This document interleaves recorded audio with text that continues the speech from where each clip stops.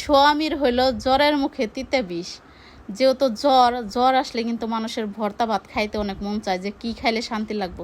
তো স্বামীরে শান্তি দেওয়ার জন্য এই ভর্তার রেসিপিটা আজকে তৈরি করলাম। আসসালামু আলাইকুম বন্ধুগণ, কেমন আছো সবাই? আশা করি সবাই ভালো আছো। তো একটা তেলাপিয়া মাছের লেজা নিয়েছি নুন হলুদ দিয়ে মাখিয়ে, আর এখানে সর্ষের তেল দিয়ে আমি ভাইজে নিতেছি।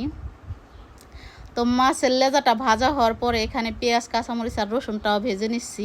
অনেকেই বলে গ্রাম্য ভাষায় কথা বলে, আসলে আমি গ্রামে জন্ম নিছি, আমি যত স্টাইল করে কথা বলতে চাই কিন্তু পারবো না। তো বিলাতি সস পাতাটাও ছিঁড়ে নিলাম, আর মশলাগুলো সব বেটে নিচ্ছি, মানে ভাজা মশলাগুলো। আর মাছের লেজার কাঁটাটা আমি ফেলে দিচ্ছি। মাছের যেহেতু তেলাপিয়া মাছ, লেজার ভিতরে তেমন একটা কাঁটা নাই, তো মাছটাও আমি বেটে নিচ্ছি।